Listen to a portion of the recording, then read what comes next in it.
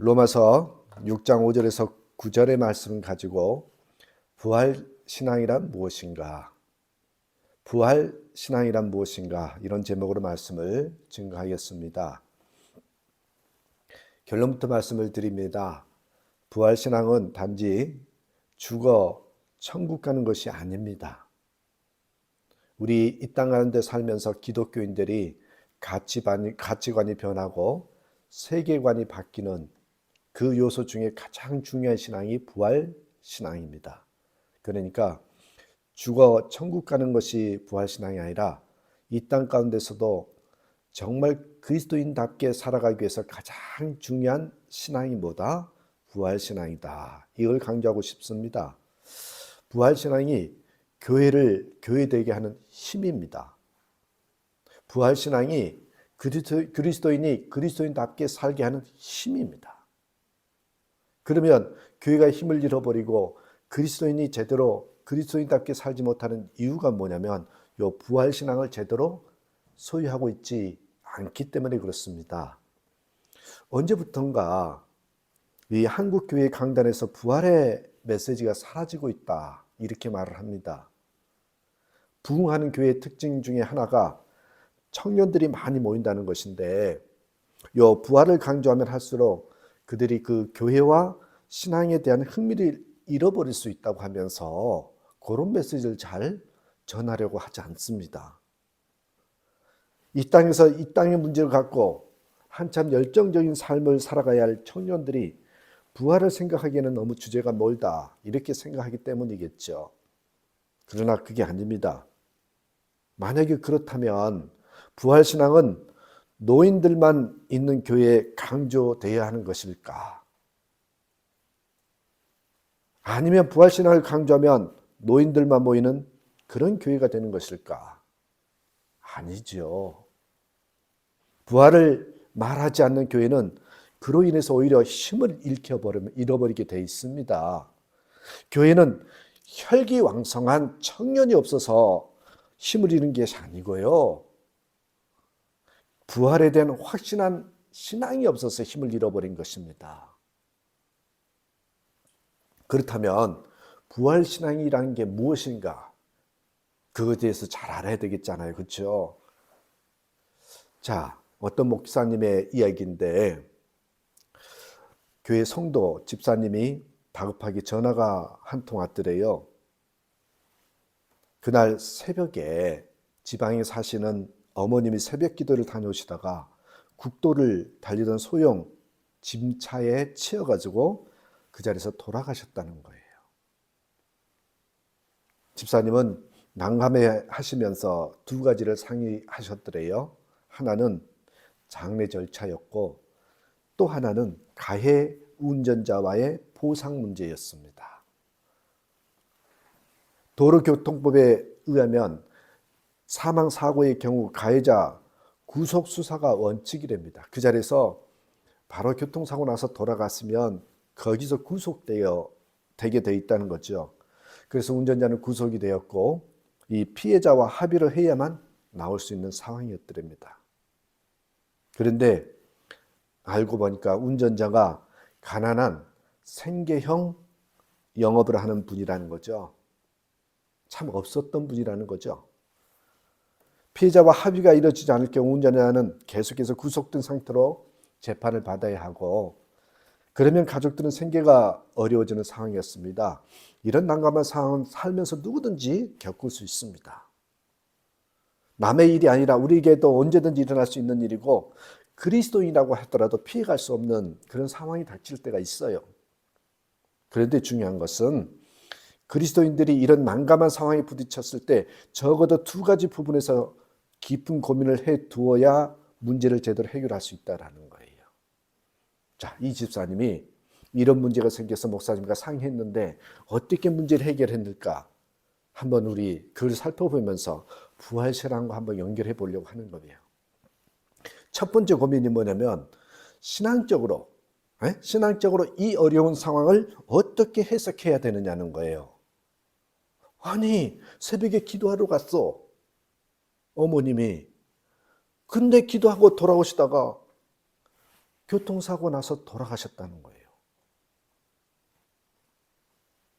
보통 분 같으면 이해 못할 것입니다. 그렇죠?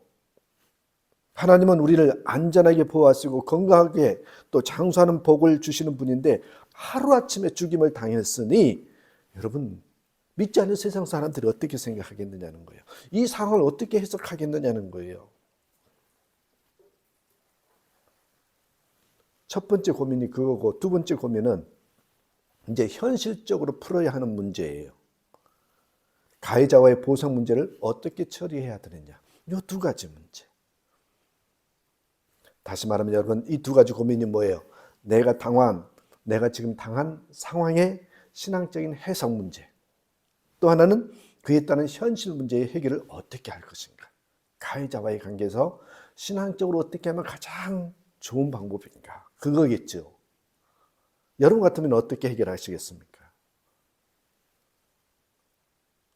요즘 한국 교회와 교인들이 추락하는 원인이 무엇일까? 생각해 보면 궁극적으로 보세요.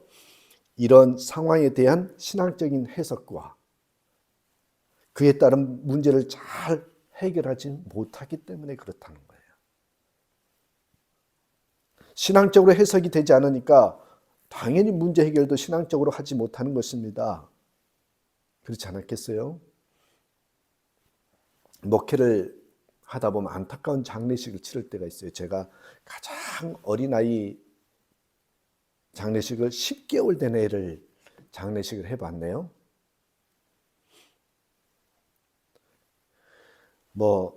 어느 때는 오늘 장례식 치르고 또 어제 치렀는데 오늘도 치르는 연속으로 장례식을 치는 경우도 있습니다만 참 어린 나이에 세상에서 빛을 보지도 못하고 떠나는 사람을 보면 안타까운 그런 경우가 있습니다. 하나님을 향한 많은 때로는 원망과 의문이 생길 때가 있지요. 정말 선하게 살았는데 정말 열심히 살았는데 왜 하나님이 이들을 빨리 데려가셨을까? 그런 장례식들이 있더란 말입니다. 여러분 그런 안타까운 장례식들을 볼 때마다 우리에게 만약에 부활의 소망이 없다면 일찍 이 세상을 떠난 분들은 불쌍한 사람들이 되어버립니다. 고생만 하다가 이 세상에서 삶을 마감한 분들은 더없이 불쌍한 사람들일 것입니다. 성경도 그렇게 말하고 있어요. 고린도전서 15장 19절에 보니까 만일 그리스도 안에서 우리가 바라는 것이 다만 이 세상의 삶뿐이면 모든 사람 가운데 우리가 더욱 불쌍한 자이니라. 그 기준으로 보면 가장 불쌍한 사람이 바로 누구냐면 저는 예수님이라고 생각합니다. 우리도 불쌍하지만 예수님은 더욱 불쌍한 분이 되십니다. 아무 죄도 없으신 분이 평생 남들을 위해서 좋은 일만 하셨는데 후에 높은 분들에 의해서 붙잡혀서 끌려다니면서 고문을 당하다가 무려 33살의 젊은 나이에 십자가에서 처참하게 죽으셨기 때문에 그렇습니다. 만약에 여러분 악이 선을 이기고 불의가 의를 이긴다면 만약 그것이 이 세상의 삶의 법칙의 전부라면 인간 세상은 더 이상 소망이 없을 것입니다. 그렇다면 우리는 좀 더 어떻게 살아야 돼요? 이 세상 살 때 좀 더 악하게 살아야 되고요. 좀 더 불의하게 사는 법을 배워야 됩니다. 그리고 우리 자녀들에게도 좀 더 강하게 키워야 할 것입니다. 공부를 잘해서 권세 있는 높은 자리에 올라가도록 해야 할 것이고 학력으로 그 자리에 올라가지 못한다면 차라리 일진으로 키워서라도 세상 사람들과 싸워서 이기도록 해야 할 것이에요. 만약에 세상의 법칙대로 그대로 이 세상이 움직여진다면 그렇게 살아야 되고 그렇게 준비해야 되겠죠. 그렇다면 기독교가 왜 필요해요? 그것이 잘 사는 방법이라면. 그러나 우리가 그렇게 살지 않는 이유가 무엇입니까? 옳지 않는 방법으로 자녀를 키우지 않는 이유가 무엇이냐는 거예요. 때로는 손해를 보더라도 선하게 살려고 발버둥 치는 이유가 무엇이냐는 겁니다. 그것은 우리에게 결론적으로 말씀드리면요. 부활 신앙이 있기 때문입니다. 부활 신앙이 있기 때문입니다. 예수 그리스도께서 부활하심으로써 어떻게 됐어요? 부활하심으로써 선으로 악을 이기셨고 의로 불의를 이기셨기 때문에, 예수님이 부활하심으로써 악한 사람들이 만들어 놓은 세상의 모든 가치관을 바꿔놓으셨기 때문에 그런 거죠. 흔히 부활신앙은 노인이나 병든 자에게만 필요하다고 생각합니다. 죽음을 앞둔 사람들에게 필요한 복음이라고 생각합니다. 부활해 천국에서 다시 만난다는 믿음이 단지 죽음을 앞둔 사람에게만 필요하다고 생각합니다. 그러나 절대 그렇지 않습니다. 부활신앙은요, 죽음을 앞둔 사람들에게만 아니라 우리 모두에게 필요합니다. 왜냐하면 부활신앙이 우리 삶의 가치관과 자세를 결정해 주기 때문에 그렇습니다.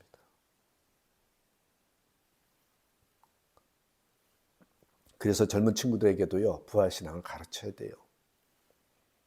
부활은 죽어서 천국에 가는 것만이 이야기하는 것이 아니라 이 땅에서 살아가는 데 있어서 하루하루 구체적인 삶의 기준에 관해서 말해주는 것입니다. 그래서 부활신앙이라는 게 무엇인지가 정말 중요한 거죠. 언젠가 제가 한번 말씀을 드렸었는데, 이 세상은요, 세 가지 사상이 움직여서 지배를 해요. 세상적인 가치관을 보시면 이 세 가지 사상인데, 하나는 마르크스죠.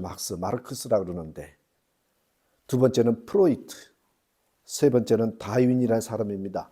마르크스의 유물사관. 제가 심플하게 쉽게 설명을 드리고 넘어갈게요. 프로이트의 심리학, 또 다윈의 진화론. 요 세상 사람들의 모든 생각과 행동의 기준이 되고 있어요. 요 세 사람의 사상이. 한번 볼까요? 첫 번째로 마르크스의 유물사관은 뭐예요? 모든 존재에 물질적인 가치를 부여하는 사상이에요. 이 의자가 얼마짜리다. 네? 이 땅이 얼마짜리다.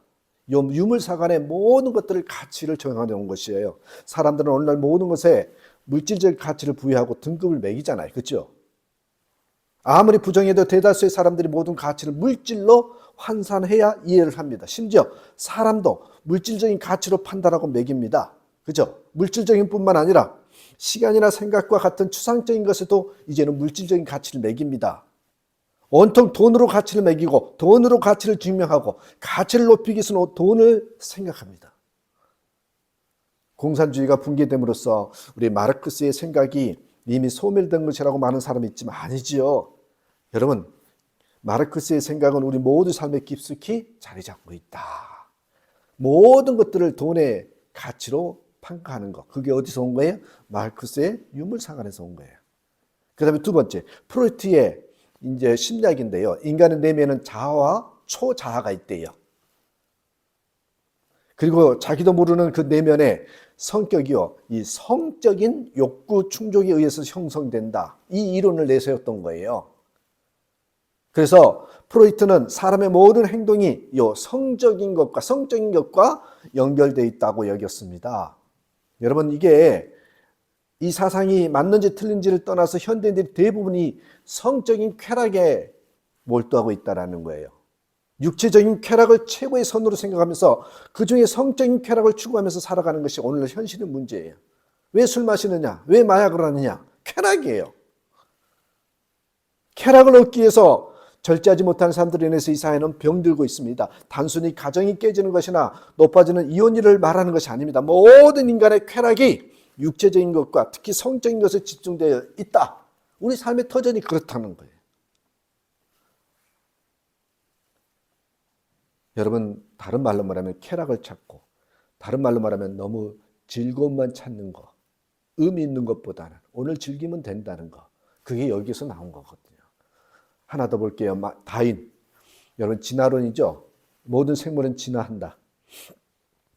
여러분, 우리가 진화론을 이야기했던 창조론에 반해서 설명을 하는데요. 그걸 떠나서요, 다윈의 주장의 가장 큰 강조점이 뭐냐면 진화가 아니라 진화를 이루는 적자 생존의 법칙이라는 게 있거든요. 적자 생존의 법칙. 무슨 말이에요? 살아남는 것이 이긴다. 경쟁에서 이기는 것이 장땡이다. 이런 원리거든요. 오늘날 많은 사람들은 경쟁을 당연하게 받아들입니다. 특히 우리 한국 사회 교육 제도를 보시면 다 경쟁이에요. 경쟁하면서 하는 것이 당연한 것이 아님에도 불구하고 경쟁하면서 사는 방법 외에는 잘 모를 정도로 경쟁을 당연시합니다. 그 이유는 어려서부터 경쟁 속에서 살았기 때문에 그렇습니다. 여러분 평생 경제하면서 사는 것이 우리의 현실이에요. 자, 보세요. 오늘날 우리가 살아가는 삶 속에 세상적인 가치관들이 어떤 것들이 뿌리박고 있다고요? 사람들은 돈의 가치를 위해서 뛰어다니고 물질주의에 살아가는 거죠. 평생 경쟁의 구도 속에서 살아가고 육체의 만족과 성적인 쾌락을 위해서 오늘도 헤매고 살아가는 우리 현실의 모습. 이게 세상적인 가치관의 흐름이에요. 여러분 조금 과장된 편이기도 하지만 대다수 사람들이 이런 삶의 모습에서 자유롭지 못할 것입니다.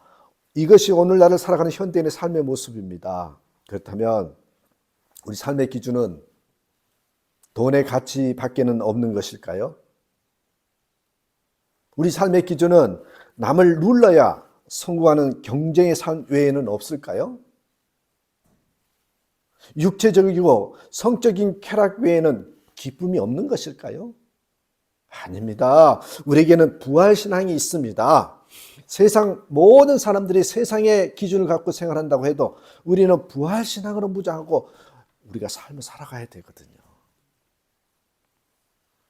자, 아까 말씀드렸어요. 부활신앙은 죽어서 천국 가는 것만이 아니고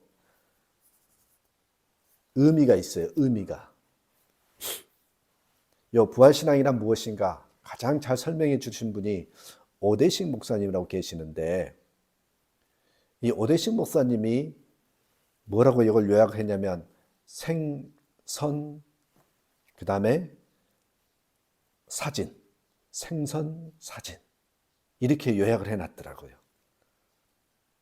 자, 한번 볼까요? 첫 번째, 부활의 의미가 4가지가 있는데 생선 사진인데 생 뭐예요? 생명이 죽음을 이긴다. 이게 부활의 의미랍니다. 생명이 죽음을 이긴다. 사람은 생명이 죽음 앞에서 무력하다고 생각하죠. 죽음은 끝이라고 생각하죠. 생명은 소중하지만 죽음에 이르는 병에 얻으면 그 힘을 발휘하지 못한다고 생각합니다. 사람의 생명이 끈질기다고 말하지만 결국 죽음이 승리한다라고 알고 있습니다. 그러나 우리 기독교는 아니에요. 주님이 주시는 생명은 죽음을 이깁니다. 죽음으로 끝나지 않고 다시 살기 때문에 그러죠. 부활이라는 게 그거 같잖아요. 죽은 것 같은데 다시 살았잖아요. 그래서 우리는 죽음을 앞둔 믿음의 사람들에게 다시 만날 것을 약속하면서 천국 환송 예배라고 얘기하면서 빠이빠이 하잖아요. 다시 만나자고. 그게 무슨 말이에요? 생명이 죽음을 이기는 거라는 거예요. 그게 부활이란 말이에요. 단지 위로의 말이 아니에요. 죽음을 앞둔 사람들에게 할 말이 없어서 하는 이야기가 아닙니다. 이것은 우리의 신실한 고백이에요. 왜냐하면 우리 모두는 이제 곧 다시 만날 것이기 때문에 죽음으로 끝나는 것이 아니라 우리 모든 죽음을 이기고 다시 살 것이기 때문에 이 생에서 끝나는 것이 아니라 3생이 있기 때문에요. 그러니까 뭐예요? 생명이 죽음을 이긴다. 그 다음에 선이 악을 이긴다. 부활의 의미는 선이 악을 이긴다는 거예요. 여러분, 우리는 악이 지배하는 세계에서 살고 있죠. 그래서 선이 점처럼 길을 펴지 못하고 있습니다. 언제나 선은 악에게 힘없이 무릎을 꿇는 것 같이 보이는 이 세상 모습이에요. 근데 여러분, 예수님은 선하셨습니다. 선한 분이셔요. 연약해 보이기까지 하신 예수님은 언제나 악에게 지신 것 같이 보였습니다. 그러나 예수님은 악한 사탄의 시험을 뭘로? 부활로 멋지게 이기셨잖아요. 부활하심으로써 악을 한 번에 제압해 보셨습니다. 결국 뭐예요? 선이 이김을 보여주셨단 말이죠. 아직도 악이 이길 것 같을 것이라고 여기는 것은 선이 악을 이기지 못하고 악이 선을 이긴다 이렇게 믿고 있는 분들은 그 사람에게는 아직도 뭐가 없는 거예요? 부활신앙이 없는 거예요. 세 번째, 부활의 의미는 사랑이 미움을 이긴다. 사랑이 미움을 이긴다. 예수님은 미움으로 인해서 죽음에 이르셨죠. 시기 질투심의 말아. 그 결과로 돌아가신 거잖아요. 유대인들의 미움, 유대 지도자들의 미움, 헤로드 왕의 미움, 로마 군인들의 미움으로 인해서 죽으셨잖아요. 여러분, 미움은 사람을 죽게 합니다. 아셔야 돼요. 미움은 사람을 죽게 만들어요. 미움은 사람의 인생을 허물어 버려요. 그러나 예수님은 그들을 사랑하셨죠. 그들의 미움을 믿음으로 대하지 않으셨습니다. 반대 정신으로 대하셨습니다. 그들과 똑같이 미워하지 않으셨습니다. 오히려 그들이 자신을 미워하는 것은 스스로의 죄를 알기 때문에, 알지 못하기 때문이라면서 안타까워하셨던 분이 우리 주님이셨어요. 상대의 미움에 사랑으로 대하신 예수님의 승리. 그래서 여러분, 사랑은 언제나 미움을 이깁니다. 이게 부활이 주는 중요한 의미입니다. 자, 하나만 더 볼까요? 생선사진, 진실이 거짓을 이긴다. 부활의 의미는 진실이 거짓을 이긴다는 거예요. 예수님은 유대교 지도자들의 온갖 거짓 증언에 의해서 죽으셨어요. 그들은 죄 없는 예수를 죽이러 모의를 한 사람들이잖아요. 오히려 빌라도만이 죄를 발견하지 못했다고 말했을 정도로 당시의 모든 권세자들은 예수님이 죄인이라고 함께 입을 맞춰서 거짓말을 했습니다. 예수님을 죽이려고 모의했고, 로마에서 온 빌라도에게 자신의 쾌락에 동조하지 않으면 로마 황제에게 이르겠다고 협박까지 하잖아요. 결국 빌라도는 예수님을 죽이도록 내어주셨습니다. 거대한 거짓에 결국 동조하고 말았죠. 진실하게 사신 예수님이 이렇게 거짓된 사람들에 의해서 죽으셨습니다. 그런데 여러분 아시죠? 예수님의 부활은 극적인 반전을 보여줍니다. 이는 진실이 거짓을 반드시 이긴다는 것을 보여주죠. 우리는 언제나 거짓이 이길 것이라고 생각하지만 아닙니다. 예수님은 부활로서 진실이 거짓을 이긴다고 보여주셨습니다. 4가지 말씀드렸어요. 생선, 사, 진. 그게 부활의 의미라고. 여러분, 오늘 본문에 로마서 6장 5절 9절, 만약 우리가 그의 죽으심과 같은 모양으로 연합한 자가 되었으면 또한 그의 부활과 같은 모양으로 연합한 자가 되리라. 우리가 알거니와 우리의 옛사람이 예수와 함께 십자가에 못 박힌 것은 죄의 몸이 죽어 다시는 우리가 죄에게 종노릇하지 아니하려 함이니, 이는 죽은 자가 죄에서 벗어나 의롭다함을 얻었습니다. 만일 우리가 그리스도와 함께 죽었으면 또한 그와 함께 살 줄을 믿노니, 이는 그리스도께서 죽은 자 가운데서 살아나셨음에 다시 죽지 아니하시고 사망이 다시 그를 주장하지 못할 줄을 알미러라. 여러분, 예수님이 부활하셨다는 것은 우리도 누구나 다시 살 수 있음을 보여주는 겁니다. 우리가 다시 살 수 있다는 것은 단순히 천국에서 다시 만나는 것만을 의미하지 않습니다. 그것은 우리가 이 땅을 살아갈 때 가져야 할 삶의 기준, 삶의 가치, 삶의 자세를 의미합니다. 생명이 죽음을 이긴다. 선이 악을 이긴다. 사랑이 미움을 이긴다. 진실이 거짓을 이긴다. 그 가치관을 주시기 위해서 주님은 죽음을 이기고 부활하셨다는 거예요. 그 가치관을 너의 삶 가운데 이 가치관으로 살아봐라. 요 자세로 한번 살아봐라. 이 기준으로 한번 살아봐라. 그것을 보여주시기 위해서 예수님은 죽으신 다음에 부활하셨다는 거예요. 근데 우리가 이 기준, 이 자세, 이 가치관을 가지고 못한다면 말로만 부활을 믿는다고 이야기하는 것뿐이지 삶으로는 부활을 믿는 게 아니에요. 이 가치관을 가지고 살아야 되거든요. 정말 우리는 이 기준으로 살고 있는지. 자, 앞에 아까 다시 한번 집사님의 이야기로 들어가 볼게요. 갑자기 어머님을 잃은 집사님의 이야기를, 어머니의 죽음을 이 집사님은 믿음으로 받아들였어요. 믿음의 눈으로 보니까 해석이 되었다라는 거예요. 하나님의 주권과 그 일로 인해서 가족들이 가져야 하는 마음을 깨닫고 감사의 마음으로 장례를 잘 치르셨답니다.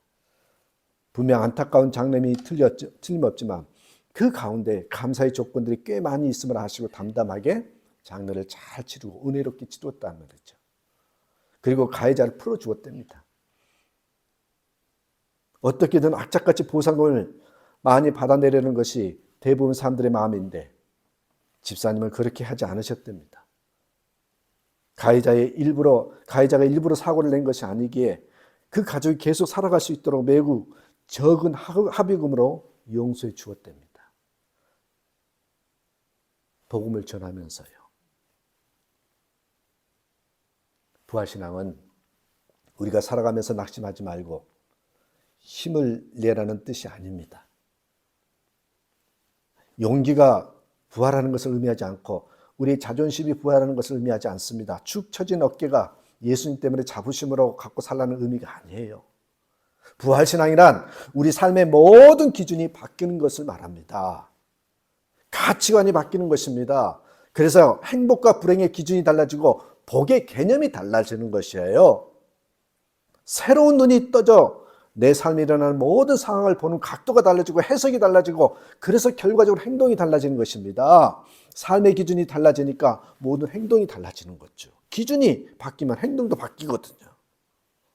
여전히 세상이 살아가기가 녹록지 않고 악한 사람들 가운데서 살아가기가 우리가 힘이 들긴 하지만 언제나 믿음의 사람들은 승리한다는 소망을 갖고 살아가야 돼요. 왜냐하면 주님이 부활하셨기 때문에. 우리에게는 부활신앙이 있기 때문에. 다시 한번 우리에게 가장 절실히 필요한 신앙이 뭐냐라고 이야기하면 이 부활신앙이라는 걸 아시고요. 부활신앙의 의미를 다시 한번 되새기면서 이 부활절을 맞이하고 여러분 삶 가운데 이 부활신앙이 기준이 되고 자세가 되고 가치가 되는 그런 저와 여러분의 삶이 되기를 간절히 축원합니다. 하나님 감사합니다. 생명이 죽음을 이긴다. 선이 악을 이긴다. 또한 주님께서 말씀하신 것처럼 사랑이 미움을 이기고 진실이 불의를 이긴다라는 부활의 의미를 생각하며 그 무엇보다도 이 세상을 살아갈 때 부활신앙을 소유하고 살아가는 우리 모두가 되게 하옵소서. 예수님의 이름으로 기도하옵나이다. 아멘.